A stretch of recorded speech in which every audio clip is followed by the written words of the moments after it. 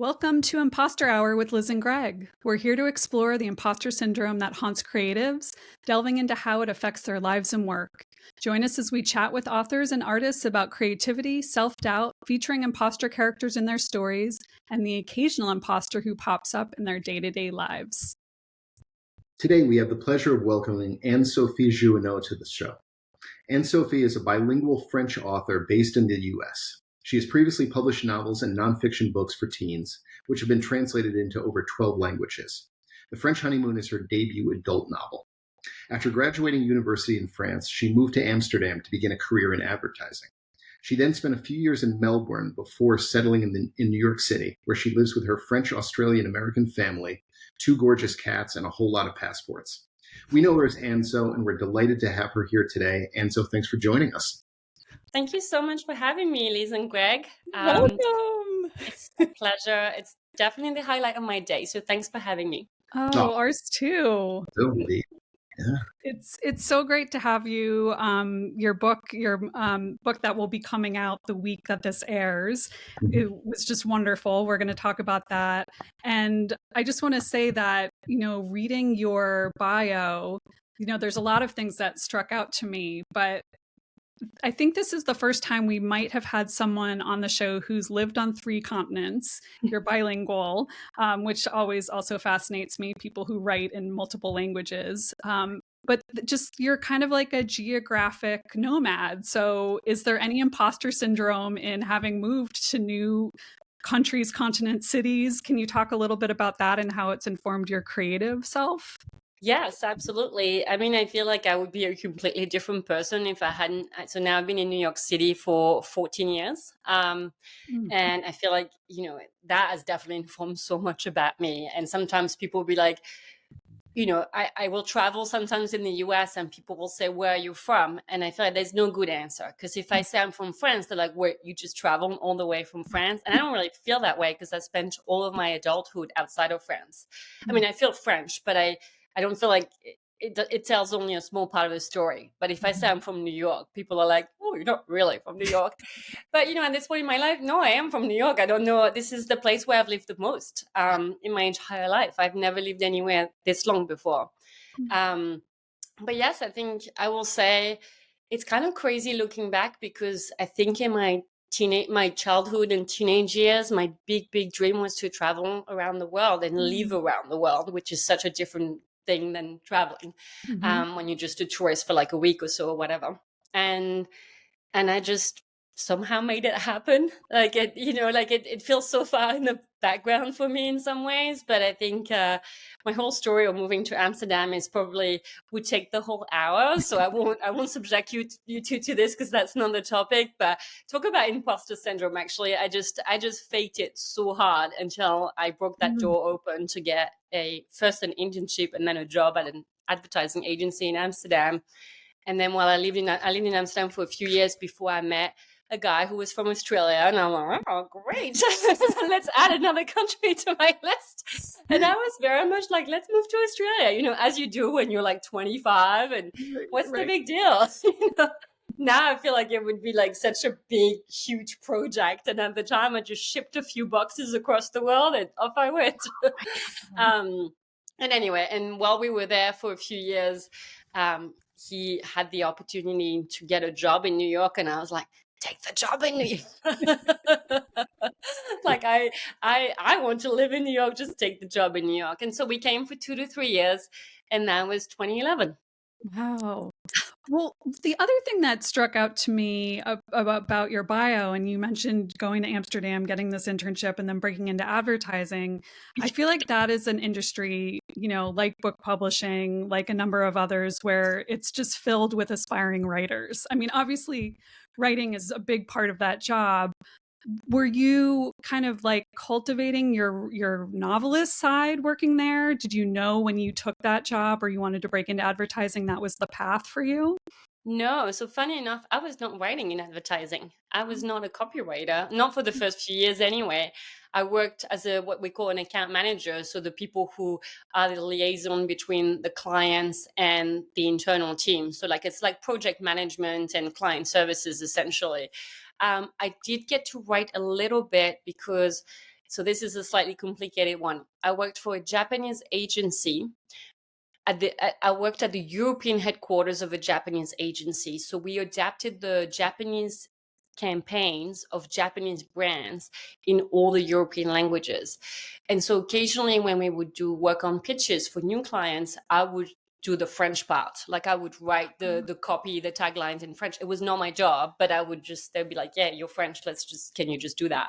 And, but at the time, it just, definitely at the time, the creatives in the ad agency were seen as like, they were such on pedestals, they were the people who could win awards. They were the people who could turn up at 11 and nobody cared, like, and it was so funny to me because there was definitely a feeling for me that they were so much better and greater than me. And I was nowhere near on that level.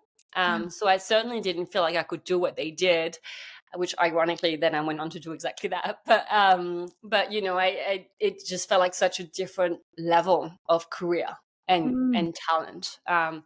So no, I did not think about writing books at all while I was doing that. So when did you get the book writing bug? Like how did that transition? One of my very first jobs was to work as a freelance journalist at a local newspaper when I was in college in France. So I definitely was writing and I was publishing articles, just not books. And then, so this was in the early 2000s and blogs were kind of a big thing. And I started an anonymous blogs where I talked about my life in Amsterdam and travel and all sorts of things. And I always had this idea that one day I would write a book, but I had no idea when I would decide to start that or how you went about writing a book. And one day someone contacted me, an editor at a French publisher specializing in teens, contacted me about writing a guide to fashion for teenage girls. And it was one of these crazy stories where I had 3 days to write a proposal and like sample chapters. And of course, it was my sister-in-law's wedding that weekend because, it can't be like a weekend where you had no plans. It has to be the weekend where you're traveling and you're busy the entire weekend. So here I am in my parents-in-law's basement in Melbourne, well, a few hours out of Melbourne, an hour before the wedding ceremony in my little laptop. And you don't want to say, I'm writing sample chapters for a book because it sounds, weird and made up. Like I have some work to do, and because I had to submit those chapters by Monday. And anyway, so that's how I got the bug. I wrote that first book. I mean, it's nonfiction, so shorter, in like 2 months while having a full-time job. And, it was hard and it was very hard work. And by then I was like, okay, give me more. I want to do more of this. Wow. All right. So Anne-So, let me go back a little bit to, you were talking about sort of, where you've lived and traveled and so forth. And part of the story of the book touches on the immigration process, how complicated and fraught that can be. I wonder, could you talk a bit about sort of how you use the domestic thriller format as a vehicle to explore this very now, again, timely topic? Yes. Great question. So I went through a pretty thorough immigration process, I guess, several times in my life. And I have, a lot of stories from that I think are quite unique. I mean, unique in the larger sense, because a lot of my friends are immigrants as well, and we all have those horror stories. But I think I'm very interested in general in stories of like forbidden love and romances that cannot be. And definitely in my world, as in the world of people who live, a little bit all over, geography can really play a part in that. I've couples who split up because they're from opposite ends of the world and they just can't figure out where to live, for example, or situations of immigration. And I remember being at a picnic in the city, like at Central Park, years and years and years ago, and it was all like immigrants, expats. We used to call them expats. Now we call ourselves immigrants. It's all, so, language is culture, right? Like, it's like now we don't say expats anymore, but we used to. And anyway, and someone who was there, I can't remember where that person was from, but they were like, hey, is everyone here married? And we were like, yeah, we all are married because we didn't have a choice. Like we all had to be married because most of us had partners from different countries, and what usually, especially when you meet people in New York, often they came over with work, at least in my circle. People were offered a job in New York, and the only way they could bring their spouse, their partner, girlfriend, boyfriend, whatever, was if they were married. And so we all, many of us just kind of got married for the paperwork. I mean, I shouldn't be, admitting this, publicly. Actually, it's funny stories, when I was querying this book, one of the agents I was talking to was also a lawyer, and she was like, do not admit to fraud, to immigration fraud. Like, well, my marriage is genuine. We were genuinely in love, and we were genuinely going to spend our life together. We just got married a little bit sooner than we had planned so that it could all work out. But she was like, if you're ever in court, maybe I don't know if you want to give that in the final episode, but anyway, so I think for me, like I said, in my group of friends, in my circle, it's a very topical thing where a lot of us have had to go through like the quickie city hall wedding to get the ball rolling on immigration papers, and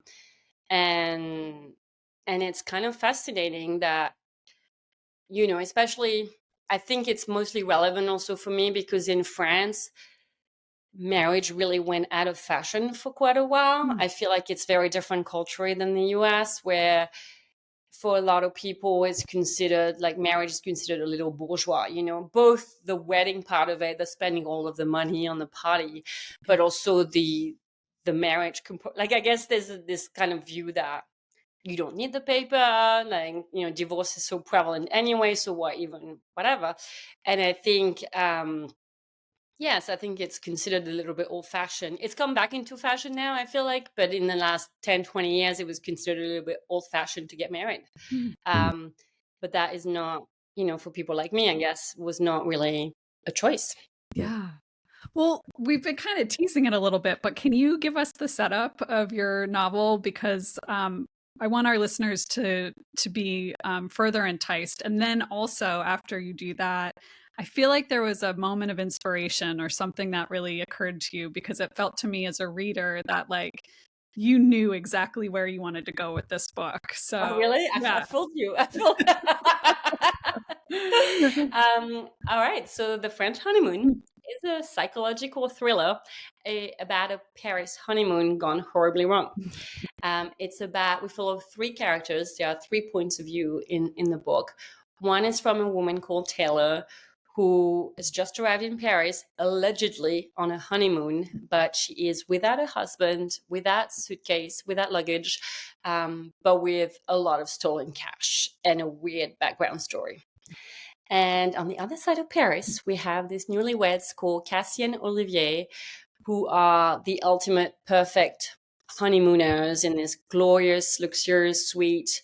And Cassie is very committed to displaying to the world that her marriage and her honeymoon are perfect. She's posting on social media all the time, but she doesn't really want to be there with her husband.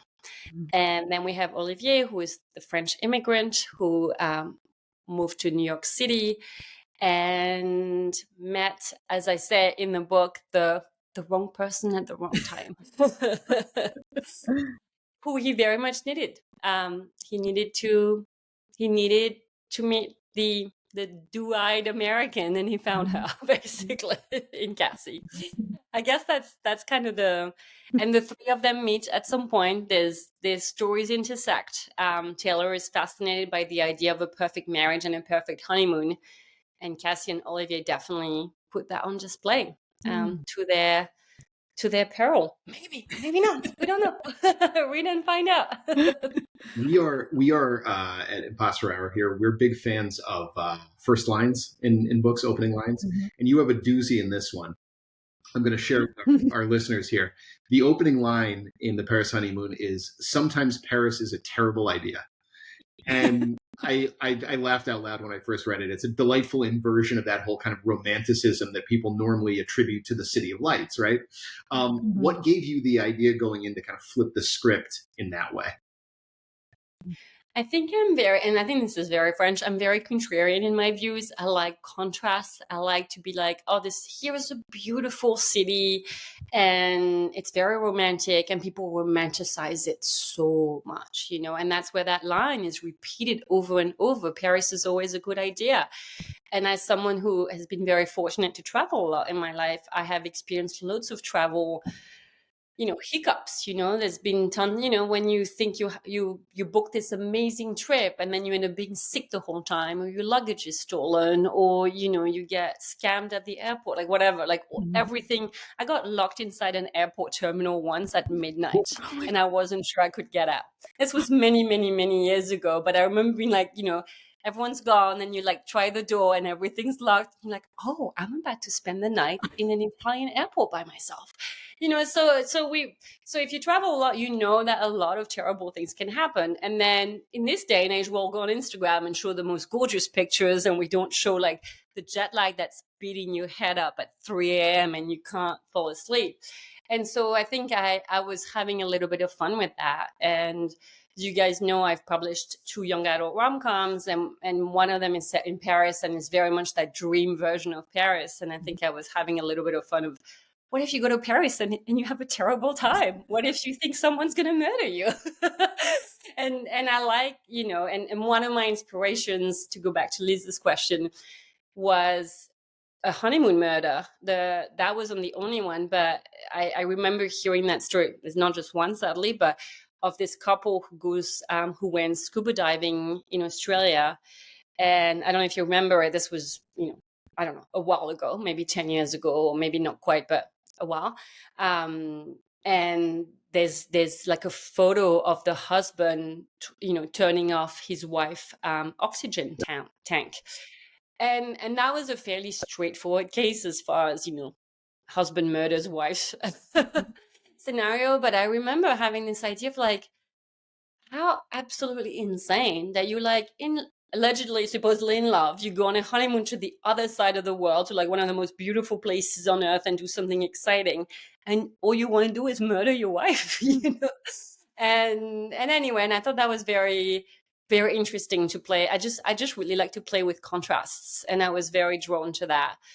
My other inspiration for this book, I can't really share it. I don't know if you guys read, there's a Q&A at the end of the book that's very, very spoilery. Yeah. And so there was a novel, a 19th century novel by Émile Zola that I won't name, that really inspired me. But it goes back to my obsession with forbidden love and the idea of, I want to be with him, but I can't, kind of thing. And I think I spent a lot of time thinking about what could prevent 2 people from being together.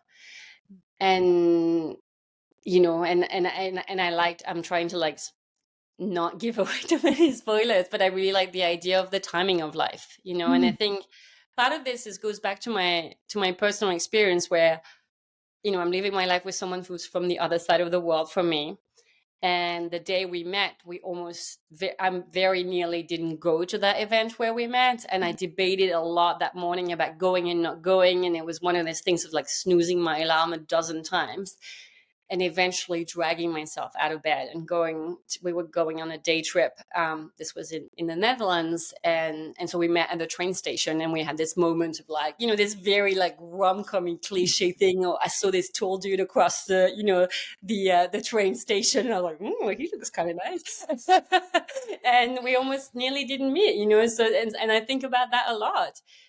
Ours wasn't it wasn't like a situation that was definitely going to happen. It's not like when you meet someone who say you went to college with someone and you cross paths. Your path crossed. Sorry. That makes sense. Your path crossed like a dozen times. That wasn't the case for me. That was, so I kind of get intrigued by those. Yeah, I got intrigued by that. Well, 100 things now. I'm gonna put pins in each thing, but the Honeymoon Murder that you talked about in Australia, this is our first book, The Woman Inside, was also inspired by that. And we have I didn't know a that. big piece of that, which I won't say more about because it is a spoiler, but so our first book and this book of yours are literary cousins. We know that case very well. And so I just wanted to mention that. It's always funny talking to other writers when sometimes a certain event is inspiration for then multiple fictional works. The other thing that strikes me, and you kind of spoke about this a little bit, is the kind of the magic of timing and how that kind of sliding doors concept or trope. Yes. And I think that you do that so well in this book. And there are things that we'll have to speak a little bit obliquely about so readers are surprised, but there's some kind of, I think one of the things you do really exceptionally is have like reveals and some twists that are all about like that timing, and things, one thing you might think what's happening, but then it's a different thing, all of the makings of a really taut psychological thriller. And your first two books were, as you mentioned, rom-com YA. So like, let's get into the imposter syndrome of it all. Yes. How did you make the jump to the genre? And then how did you do those, hat tricks so effectively? Oh, thank you. So I fell into writing for teens with my French publisher, what I was describing earlier. And that was kind of like the opportunity came up. And so I wrote those books. And then I wrote a 5-book young adult novel series in French under a pen name that was quite popular in France at the time. And so when I moved to the US and decided to start writing in English, it felt so natural to go into young adult literature because that's what I knew. I'd learned a lot about how to write for teens and how you publish young adult fiction. And so for me, there was just a natural jump to doing that.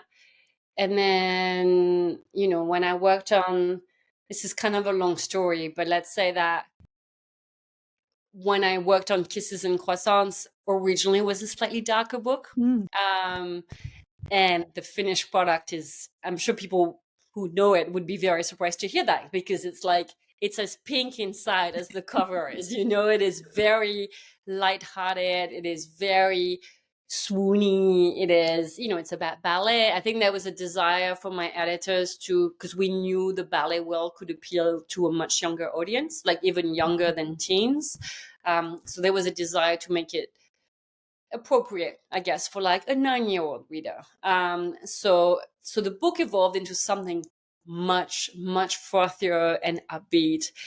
And I think that, my frustration, there was a frustration that was born out of that. Where I was like, I want to write the dark murder stuff. And anyway, and I mean, it's funny because I love romance but I was really driven to write something dark and twisty. I think I have this very vivid picture. So I'm a huge fan of Gone Girl and Gillian Flynn in general. It's a bit of a cliche, but that book is just like blew my mind so much. And I have this very vivid picture of, it was published, I think, a year after I moved to New York, and of seeing a guy walking down this street, like in New York City, like the streets are busy, on the sidewalk with the hardcover of Gone Girl and reading it as he walked. And I thought, imagine having that power to write something so insanely twisty and suspenseful that the guy, like, is 5 minutes, he can't wait to get to the subway station. He has to read it and risk like getting hit by a car, like realistically. And I was like, imagine, it just felt like so powerful and so incredible. And I think every genre has suspense, right? Like you can't write a good novel without suspense. It's called different, whatever. It's called different ways. Like, but I think it all comes down to that a little bit. But I feel like every time I read a thriller where I was like, I must know what happens next. I can't just end at this chapter. I was just so impressed with it. And I think there was a little bit of me being like, could I do this? And I think at the start, talking about imposters, I felt very much like, there is no way I can do this. There is no way. Therefore, I shall spend the next 5 years of my life trying. It was very much that. It was very much like, I definitely cannot do it. Therefore, let me waste the rest of my adult life trying. And honestly, I have a lot of stories about how this book came to life, but my first attempts were not good. I have never had so many people tell me my book was terrible. Like the early drafts of the French Honeymoon. And I put it down so many times. It's like, I can't do it. I can't do it. And then I would put it down for like a few weeks, a couple of months, and then be like, well, what now? This was the book I wanted, the honeymoon, the darkness, the murders. This is in my head. I can't let it go. So let me try again. And that was while I was under contract for my 2 YAs. So I had to stop and start anyway many times. But I just, And I think I was also, and to talk about the twist a little bit, there was very much a desire in my first thriller to be like, let me take all of the tropes and all of the twists I have ever loved in any book ever and see if I can make them mine. So that's what I played with a lot, down to the last page. This was something I'd seen in a book. I don't even remember which one now, but I was like, let me have a twist on the final, the last basically paragraph and see how that works. Well, to lean into a little bit more of the kind of the darker tone and those kind of themes that, you wouldn't be addressing in a YA rom-com. One of the things that I think you do really exquisitely here is you explore female rage as it ties into kind of the expectations and double standards that society places, specifically on women. So going in, was that sort of one of those things that you knew, one of those themes that you wanted to explore with this one? So it's funny because it really isn't, I think. And when I recently finished the first draft of my second thriller, and you try to think like, how is it similar or different to my first one? And I'm like, yeah, it's about female rage again in a completely different way. But, I think this is just like inside. It's like, this isn't about books and this isn't about stories. This is just feeling the rage on the inside always and forever, the injustice of life and of being a woman in the world. And I don't know how to dissociate from that. I don't know how to be, to write a woman who's not full of rage. Yep. And yes, I am in therapy. But that's it's how can you be a woman and not be enraged all the time? I don't know. Yeah, or be, or love a woman or be related to a woman and not feel enraged. I mean, Greg, you picked up on the female rage question before I could, but, teasing that out a little bit further. And so I love the kind of layers you have of like the rage about, the macro and the world and society. And then the micro rages in sisterhood and family. in geographic belonging, and I'm wondering excuse me. Okay. I'm wondering if when you were writing this, if you had to kind of like temper it with one character over another. I find when I'm writing female characters and that rage is kind of channeling naturally, I have to be like, not every character can have the same kind of indignation or rage. So were you conscious of one character is a little more angry than another? How were you kind of digging into their backstory to inform that? That's a great question. I feel like in my mind, Taylor and Cassie are so incredibly different that I didn't really have to think about it that way. They are both very enraged about completely different things. And yes, they both have some family trauma that they, still working through or not working through. Right. But they're so different. Their upbringings, where they came from, and what they're enraged about now and the challenges they've had in life, I think to me are so different that I feel like I can conjure rage about anything. It's very French of me, but no, I didn't. It was very clear to me from the start what they had and what they didn't have in life. Sort of.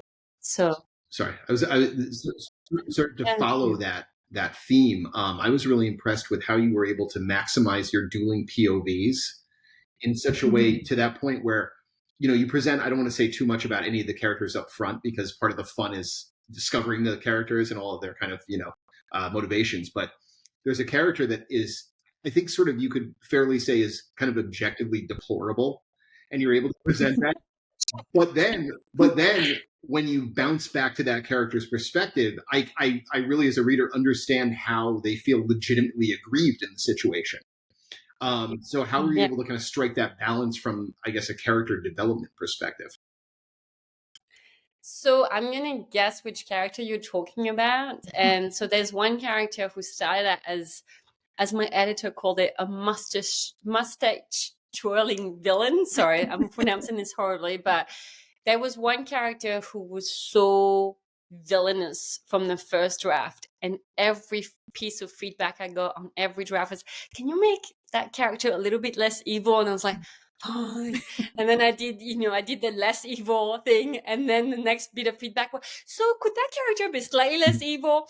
And ironically, so I did that every draft. I gave that character reasons for being, how they are, and what triggered them and what trauma they had, and trying to put myself in their shoes and all of this. And now the reviews are out, and it was like, that character is such a villain. And I'm like, oh, you know what? I give up. Like, yes, everyone is bad. I don't know. but what I think you did really well from a writing perspective is from that character's own POV, you really show how they feel like they are the aggrieved party. You know what I mean? So I thought you did that very, very well. We're all victims in some way. It's very easy to portray yourself as a victim of your life and your circumstances. I'm sure any one of us can think of 10 reasons why we're not, more successful and richer and happier and skinnier and whatever. And it's very easy to justify your own shortcomings if you want to, if you're looking for them. And I think that character is very much looking for them. Like, I think it's very easy to want to find reasons why you didn't live up to your own potential. Yeah, that's a good way to put it. Yeah, well said.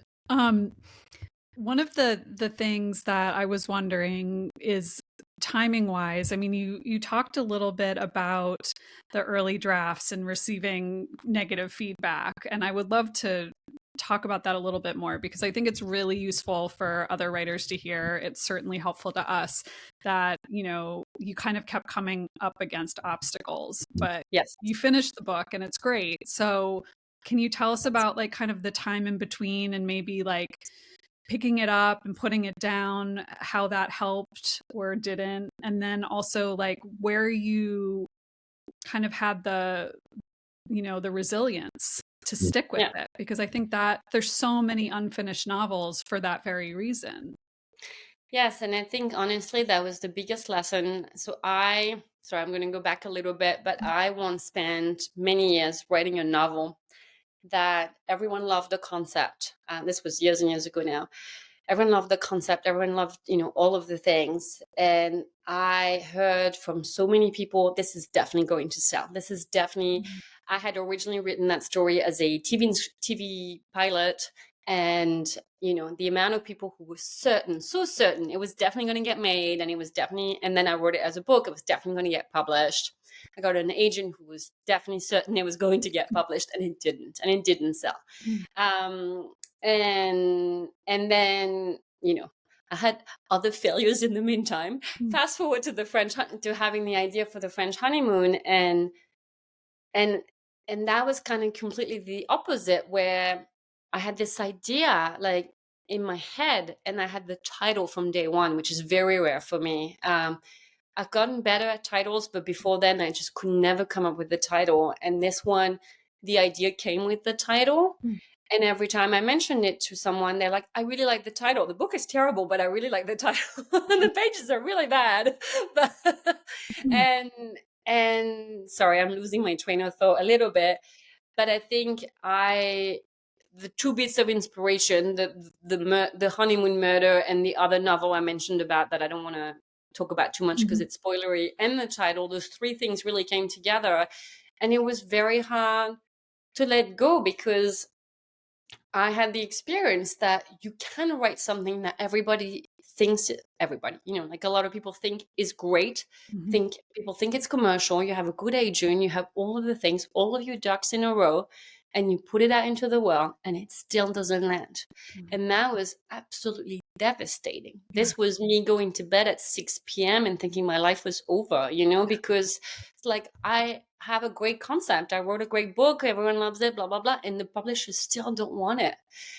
And so when I picked myself off the floor from that major, heartbreak over many months, there was a little bit of like, well, you might as well just write whatever the hell you want, because you're going to fail anyway. The odds are not in our favor. Like, the odds are very, very much not in our favor in terms of getting a reputable agent. It's very challenging. It's, again, like, it's agents, a lot of good agents only, sign a few new clients a year, right? Mm-hmm. So even if your book is great, it's very hard to attract an agent's attention. And once you do have that agent and you've done all the revisions and all the things, your odds of the book selling are also extremely low, because depending on your genre, you might only have, 20 editors that you can go to.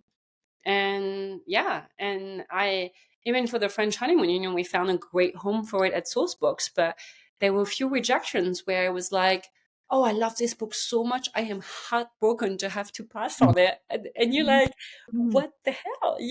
But it happens. And it's happened to many of my writer friends where I was like, it was almost yes, but it was no. I'm sorry, I think I have lost the train a little bit of the question. No, I haven't. Okay. No.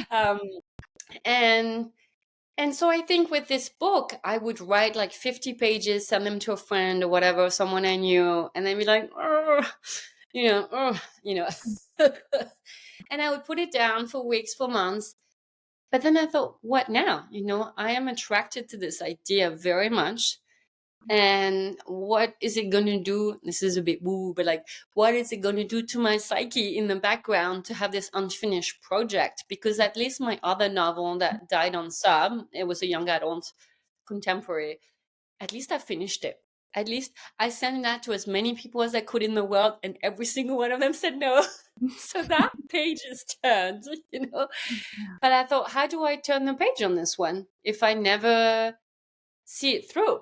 And after a couple of years of just hearing that it was bad, I thought to myself, there was a lot of things that happened in the meantime, but it became about, let me just write a thriller. Let me just be able to say to myself, I have finished a thriller manuscript.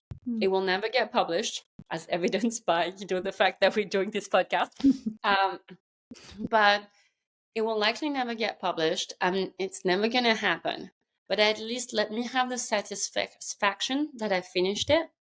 And that was, I was like, let's pull back a few steps. This is no longer about writing the next Gone Girl. It's not about having a great book deal. This is not even about my publishing career. This is about, let me prove to myself that I can do this thing. And what was I going to say? Sorry. And yes, and I think when I accepted that, it was so much better. It was so much easier to be like, this is the goal. The goal is have a book that has a beginning, a middle, and an end, and have that document on my laptop. And I will say that these days, I meet a lot of authors or aspiring authors or writers, and I hear of all these people who are toiling away at their books for 5 years, and sometimes they have a day job, they have lives, they have, so they're not writing all the time, but I hear of them, I'm just going to do one more revision on this book, and someone like, you have to let it go, And I think for me, there is such a joy right now in being like, I finished it and I got to move to the next thing. And I think there's such great satisfaction in that those years of my life toiling away on this book that was never going to work and never going to get published are now fully behind me. It's kind of, the book is not out yet, but there's satisfaction in that for sure. I'm curious to hear you talk about that, especially coming into the thriller space from YA. Were there any kind of parts of the experience of having written YA, whether it be the technical skill set or just the kind of like, figuring out the industry part or whatever it might be, that was, helpful or sort of comforting or reassuring when you were trying out this new endeavor? It was definitely, I think for me, I'm someone who very much learns by doing. So I think I have been edited many, many times in my life because I've been edited in French as well.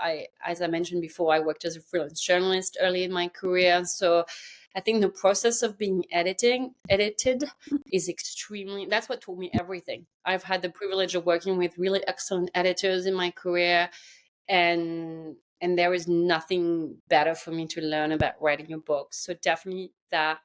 I think knowing the ropes, knowing I found a new agent for this book, but I knew how that worked, how to find an agent. I knew the process of going on submission. I knew the heartbreak that could come with the book not selling. So all of that, definitely there was that experience. There's been a really big trend over the last few years of young adult authors moving into adult thriller, different genres. But so I felt like it has been done, it is being done. So there was a path. I could see examples of that happening. I think we're in a moment now where there's a bit more crossover. It's a bit less, stay in your lane, and a bit more like we see authors writing in different genres across categories. Some middle grade authors also write young adult, some young adult authors also write adult. So I felt like there was definitely something for me to look at, like, examples to be inspired by. So, I feel like I'm taking all this experience with me. Equally, it's like starting again. It's my debut adult book.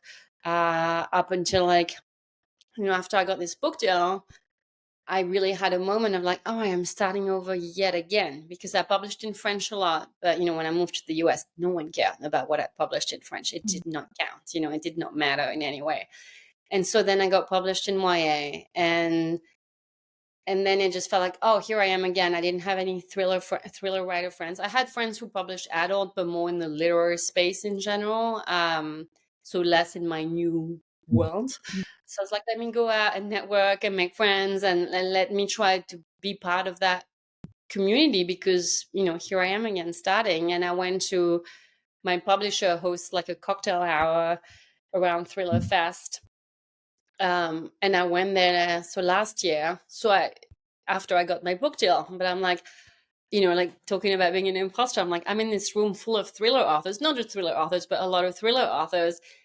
And I'm a thriller author, but I'm not published yet. Like, I'm published, but I'm not published as a thriller author yet, because my book isn't out yet. So yeah, it sometimes it just feels like, oh, here I am again at the bottom of the mountain and trying to climb my way up.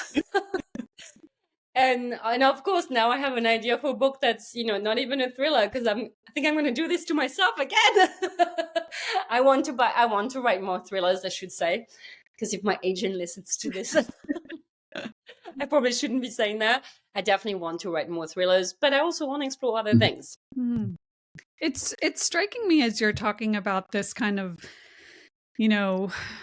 jumping into a new genre, a new, language, new format, that there's a parallel in your life and also in your characters in the French Honeymoon, where you seem to thrive putting yourself in, whether it's a new country, a new genre. And this will be a segue into a question about becoming a mother. You also, with your characters, you put them in positions where they're kind of totally fish out of water. So maybe that's more of an observation than a question in my armchair psychology. But, you're saying you're doing this. Do you charge by the hour, Liz? Do I have to pay for this session? My rates are very reasonable. But, so I think you do beautifully, and I'm excited for whatever new genres you decide to write in. But one of the biggest kind of like seismic changes for me, where I found myself totally in over my head, was becoming a mom. And we both have toddler boys who are near the same age. I don't know if you were actively writing your book when you were pregnant. Well, I was revising it. Okay. I was revising it. So go ahead. Sorry. No, I have a crazy story around that, because so my second way I came out to as little fanfare as you can possibly imagine. I did a couple of really fun events, but that was about it. And I was working full time. Sorry, I don't know if you can hear, but one of my cats has decided that this is the time she will do zoomies around the apartment. So if it sounds like a tornado is going through my apartment, it is. It is. It's a very small furry one. So I apologize for No, the we noise. welcome all animals and All babies. animals. If you see her flying through, you know, like who knows? Who knows what could happen? So anyway, so I was at a point where I was like, I'm not writing another YA. That was not what where my heart was at. I had this thriller that I had written 100,000 times, and I still thought it wasn't amazing. I mean, it wasn't there. I had an agent who'd lost interest in me, to be honest, which we'd had a few things not going ahead. And here I am, like 5-6 months pregnant. And I thought, I was really concerned that motherhood was going to swallow me whole. And I think you and I probably both know that parents love to tell you that you will never sleep again. And so all I heard for every day of my pregnancy was like, you're never going to sleep again. And I thought, well, I'm never going to write again then, because I need to sleep a little bit to write, and people talk about how, your life's over, your career's over, and people love to put a lot of fears into you. And so I had this idea a little bit of like, okay, so I'm giving birth in like 3 months. I guess I better start revising this freaking novel, because this is, there was a sense of like, these are the last 3 months of my life, so what am I going to do with them? Work twice as hard. So I had split up with my agent, and I just spent, I used that, second trimester where you like feeling slightly less awful and about to start feeling awful again. I know everyone's experience is different, but I just had like a couple of months of respite. And I'm like, let me just spend, my weekends and my evenings on revising this novel for the 100,000th time. So that's what I did.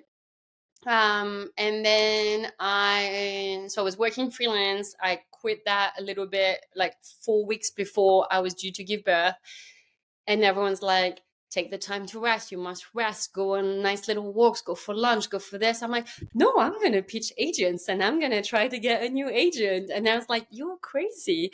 And I said, no, I know I need to do it this way because it will take me 6 months to find a new agent. I mean, it can take months. I went full slush pile, cold querying, did not ask for any contacts, any friends. Like, let me see if this book can stand on its own.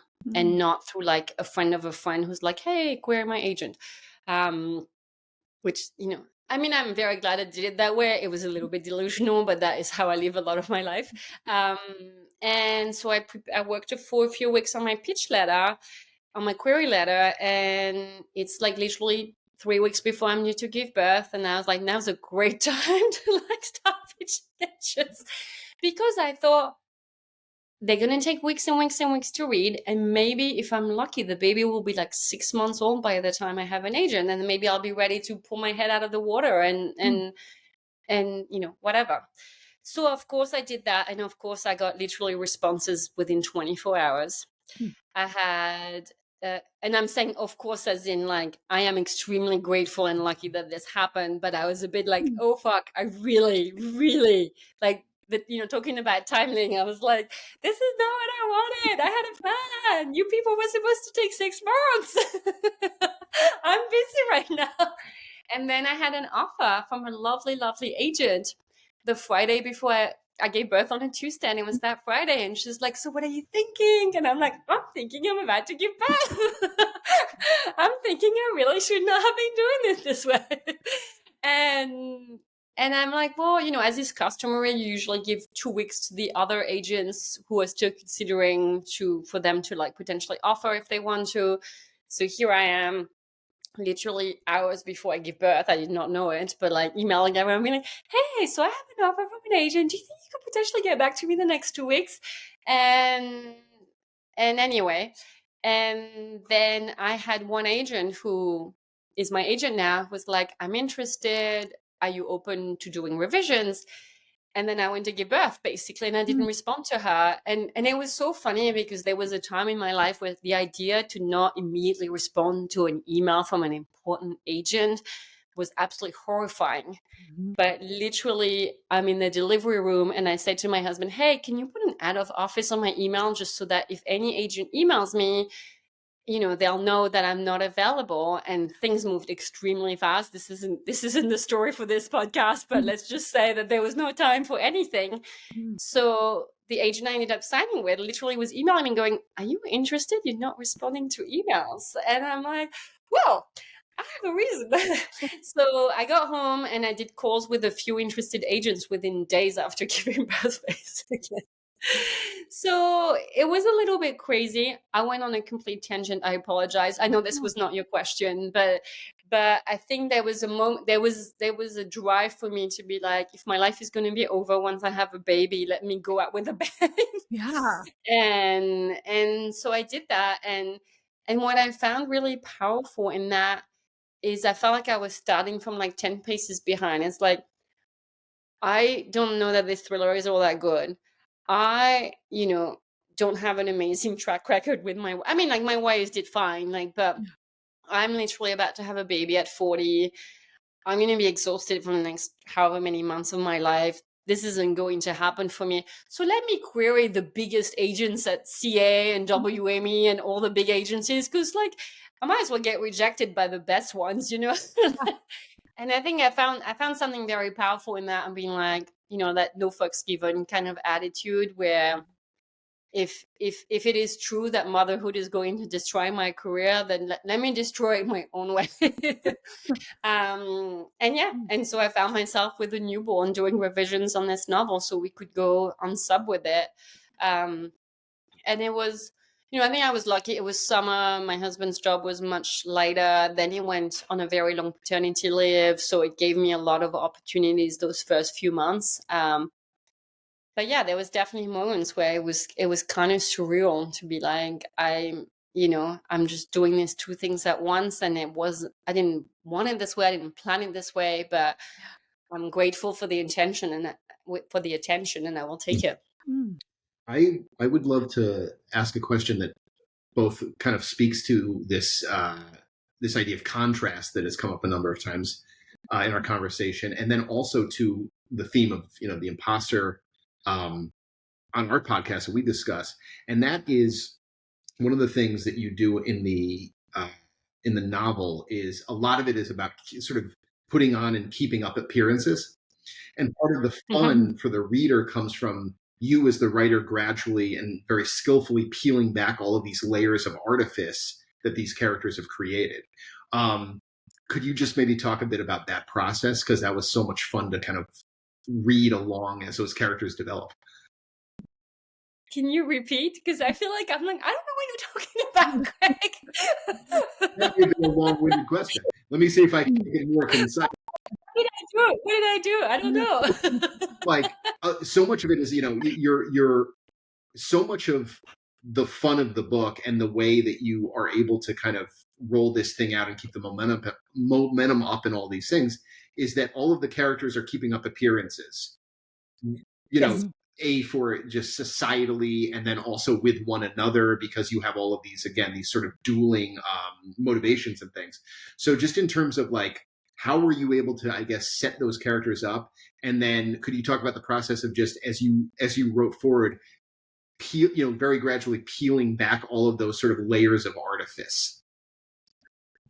That was I feel like it was both very challenging, and I think something I maybe did without thinking, because it was very hard to, as we know, Taylor arrives in Paris and it's just it makes no sense. She's on a honeymoon, but there's no husband and we don't know who she is. And it's funny because a couple people said to me recently, oh yeah, your novel is about this woman who's jilted at the altar. And I'm like, is it? And they're like, yeah, it's in the summary. I'm like, is it? Because it's not. But it's a very easy assumption to make, which is what obviously I wanted people to make. Not necessarily being jilted at the altar, but that is, I like the idea of let's make all these assumptions about this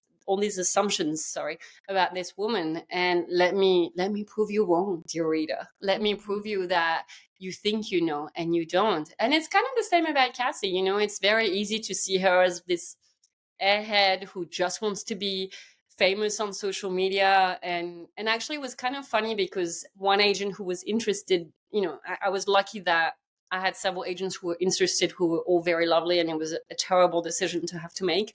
It's definitely like a good problem to have, but also it was an unpleasant thing to go through in many ways. And one of them told me that she was reading the novel with a colleague at the same time, because they like to compare notes before like offering to an author. And they would debate, and she said to me that they were debating about, does Cassie want to be a social media influencer? And I think it's very easy to believe that. And I was kind of, I like this because it's like, it was not my intention at all. And it's not her purpose. As you guys know, you read the book, like Cassie doesn't care. I mean, she would like it in theory, it would be fun, but that's not where she's going with this. And I'm like, oh, I love this. I'm like, I misdirected you in ways I didn't even realize, And it's easy to think, but I think on social media, yes, there are people who have hundreds of thousands of followers who perform for a large audience, but all of us are performing for our friends and family and connections and network, right? And I thought that was kind of interesting to explore, because she sets that up for a very specific reason, and it works. It works because we do want to see what people are up to. We do buy things at face value. We do see the beautiful pictures of Paris and think she's having an amazing time, because she's not sharing the difficult stuff. And I think a lot of us do that. A lot of us, not all of us, but like, I think a lot of us won't share the tough things for various reasons, for various very reasonable reasons. And I don't know if that answers your question very well, but I think there was definitely this idea of, I do like contrast a lot, and I do like misdirection, and I like to play this game a little bit of, let me lead you down one path and then show you that, it's not what you think it is. Those people are more complex and more tortured maybe than you thought they were. I don't know if that answers your question. I feel like character development is so challenging for me. And as you guys know, with thrillers, plot is so important. So it's finding that balance of like, how do I develop characters that can be real people, but they also need to serve the plot, because I need those twists and I need to move the story along. And maybe that means adjusting the character. And I find that balance to be extremely hard. Well, I think it's a balance you've struck really effectively. So, but I hear what you're saying, and I loved your answer. And with our last few minutes, sadly, I would love for you to talk a little bit about. I'm very inspired by you realizing that you just wanted to write this book for yourself, and it sounds like it really changed the writing process for you. And reading it, I felt like you were having a great time writing it. And that's the best kind of read. I know it was more complex and hard going than that. But I'm wondering, now that you've written some books that, have had various degrees of rollout, we've all been there. You don't know yet what the reception is to this book because it's about to come out. Do you feel like going into the book that you're working on now, if you can tell us like generally, has that changed the approach? Are you still writing for yourself? Is there like a new pressure? And how are you working through that? Yeah, that's a great question. It's so funny because I had a completely different experience writing this new book, like very, very different. And as we do this right now, I submitted the draft to my editor like over a month ago, and she told me she's coming back to me with edits in a couple of weeks. She said nothing about what she thinks of it. I am literally going in blind. The only thing I know is I sent her 100 pages over last summer, and she was like, this is fun. And that was basically it. And as like any writer, maybe not any writer, but my mind immediately went, oh, so you hate it. Like, like it's only a tiny step above her saying it's terrible, start again, because that's what she said. This is fun. Looking forward to having the full manuscript. It was a completely different process because I think the French Honeymoon, I wrote it so much with the doubt in me that this isn't going to happen. This isn't going to work. I cannot write a thriller. I am not good enough. I can write frothy little teen stories, but no way am I going to be able to do this, which was proven right many times by people reading my pages and being like, oh, or agents not being interested or whatever. or an agent, my former agent, not really being so keen on submitting it because it wasn't there yet, but we didn't know how to get it there. And it was such it's such a cliched phrase, but it was such a labor of love of me, like I said, dragging this book, like, and desperate to finish it and do something with it, because otherwise it felt like I'd wasted years of my life on it. And I was very lucky that Source Books offered me a 2-book deal for my thrillers. So it was like that crazy realization of, wait, hold on, this book is actually going to be published, and I get to do it, and I get another one out of this. Like, I get a double, I want to say, like, I don't want to call it like a gift because it sounds so like, but this is the stuff we dream of, because what are novelists if we're not always chasing the next book deal? And to have that little respite of, I'm not going to chase the book deal for my second thriller because it's already being given to me, which is, pretty amazing, I think. And then, of course, you start writing, and you're like, oh man, I have to write this book. Are you kidding me? I need a break. I have a baby, people. But anyway, I had a suspiciously seamless experience writing this second thriller. That's why I'm absolutely terrified of the revision letter coming my way, the edit letter, because I had an idea. I shared it. Well, no, I wrote half a novel, and then I pitched it to my agent. She's like, and then I pitched another idea. She's like, that one. I'm like, okay, great. You like the one that I have spent 0 minutes on, as opposed to the one I already wrote 42,000 words on. Of course. So I fleshed out that second idea, wrote a proposal. We went back and forth a little bit, and we submitted that to my editor for approval, because she wanted, obviously, to know what I was going to write for my second thriller. She wanted to greenlight it, which makes sense. And she was like, sounds great. And I was like, all right, I guess I'm writing this then. So I did, and it was kind of a weird experience of, well, let me flesh out my proposal and let me write this novel. And I had to stop many, many times because I had a lot of personal stuff going on in the last year. So there were definitely weeks of not being able to touch it for various personal reasons. But from a purely writing perspective, it was just like, oh, I'm just writing this novel. It's hard. Some days it's horribly hard. Some days it's amazing. It's going to get published, I think, unless something really bad happens. It's already scheduled. We have a title. We have a cover. We just finalized the cover. This is a year before it comes out. The cover is final. And it's just this really bizarre thing of like, oh, it can be so easy. Like, not easy in the sense like the work was hard. Don't get me wrong. Like, there were many days where I was like, oh my God, if, this is so incredibly hard, why did I choose to write this book? But there was the process of like this, like I was saying, the beginning, middle, and end happened in a much smoother way, in a way. And then I was like, oh, I have a first draft, which is not amazing, but it's there. I wrote all 91,000 words of it, and I was able to send it by my deadline, my second deadline. And that's it. I think it's going to get published next year. It's crazy. Amazing. Before we wrap up, is there anything at this point? I know it's early goings and all that in terms of the actual publishing process. What can you tell us about that book, if anything, or if not, maybe if you could tell us about, whatever ideas is brewing for the next thing. Yeah. So I don't have like a pitch for it yet, and I think I'm going to keep that for later.